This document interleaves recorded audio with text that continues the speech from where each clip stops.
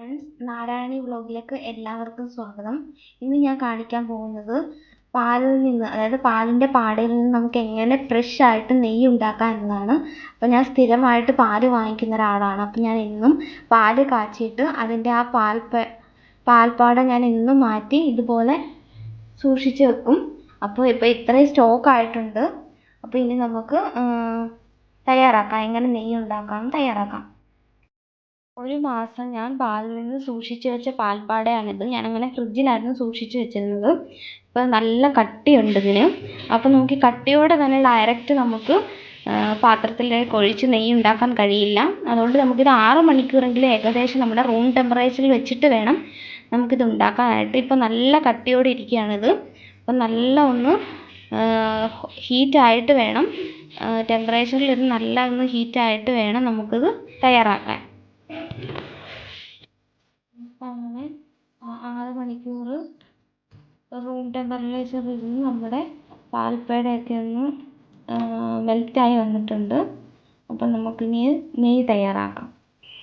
അതിനായി ഞാൻ ചട്ടി അടുപ്പത്ത് വെച്ചിട്ടുണ്ട്. ചട്ടി നന്നായി ചൂടാകുമ്പോഴത്തേക്ക് നമുക്കിതങ്ങോട്ട് ആഡ് ചെയ്ത് കൊടുക്കാം. അങ്ങനെ ഇതിനെയൊക്കെ എല്ലാം ഞാൻ തട്ടിയിട്ട് കൊടുത്തിട്ടുണ്ട്. തീ എപ്പോഴും നമ്മൾ ലോ ഫ്ലെയിമിൽ വേണം വെക്കാൻ. എന്നിട്ട് നന്നായിട്ട് ഇങ്ങനെ ഇളക്കി കൊടുത്തുകൊണ്ടേ ഇരിക്കാം. അപ്പോൾ അവിടെ ഇവിടെയൊക്കെ ആയിട്ട് നെയ്യ് തെളിഞ്ഞ് വരുന്നത് നിങ്ങൾക്ക് കാണാൻ കഴിയും. എപ്പോൾ വെക്കുമ്പോഴും ലോ ഫ്ലെയിമിൽ വേണം നമ്മൾ വെക്കാനായിട്ട്, അല്ലെങ്കിൽ ഇത് പൊട്ടിത്തെറിക്കാൻ ചാൻസ് കൂടുതലാണ്.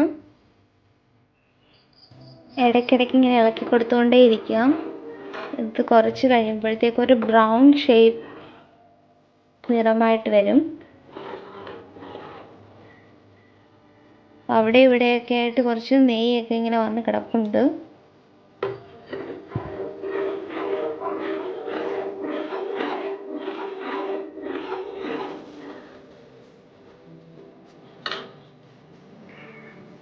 അവിടെ ഇവിടെയൊക്കെ ആയിട്ട് നെയ്യ് തെളിഞ്ഞ് വന്നിരിക്കുന്നത് നിങ്ങൾക്ക് കാണാൻ കഴിയും. ഈ പോർഷനിലൊക്കെ നെയ്യ് നന്നായിട്ട് കാണുന്നുണ്ട്. അപ്പോൾ ഇനിയും നന്നായിട്ടൊന്ന് ഇളക്കി കൊടുത്തുകൊണ്ടിരിക്കണം. നല്ല ബ്രൗൺ കളർ ഇതാവണം. നല്ല ബ്രൗൺ ഷെയ്ഡ് ആവുന്ന വരെ നമ്മളിങ്ങനെ ഇളക്കി കൊടുത്തുകൊണ്ടിരിക്കണം. ലോ ഫ്ലെയിമിൽ വേണം നമ്മൾ ഇളക്കിക്കൊണ്ടിരിക്കാൻ.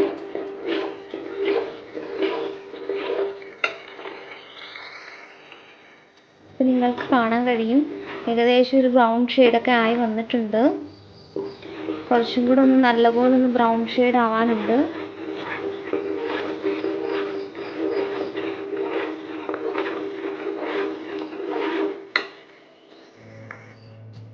ഇപ്പം ഏകദേശം നല്ല ബ്രൗൺ കളർ ആയിട്ടുണ്ട്.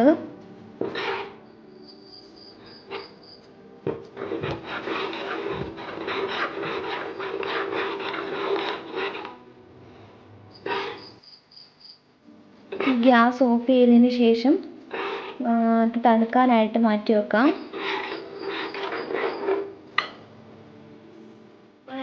നല്ലപോലെ തണുത്ത് വന്നിരിക്കുകയാണ്. നമുക്കൊരരിപ്പയിലേക്ക് ഇതൊഴിച്ചു കൊടുക്കാം. ഇത് അരിച്ചെടുക്കാം.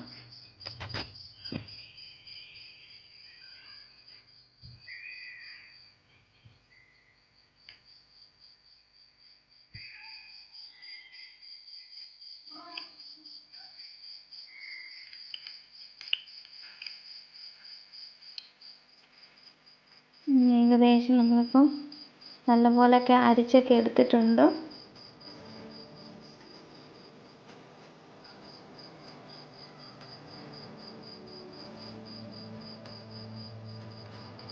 ഫൈനലി നമുക്ക് ഇത്രയും നെയ്യാണ് കിട്ടിയിരിക്കുന്നത്. നമുക്കിനി ഇതൊരു കുപ്പിയിലേക്ക് മാറ്റാം. ഫൈനലി എനിക്ക് ഇത്രയും നെയ്യാണ് കിട്ടിയത്. ഇതൊരു 500 ഗ്രാമിൻ്റെ ഒരു കുപ്പിയാണ്. എനിക്ക് ഇത്രയും നെയ്യാണ് ലഭിച്ചത്.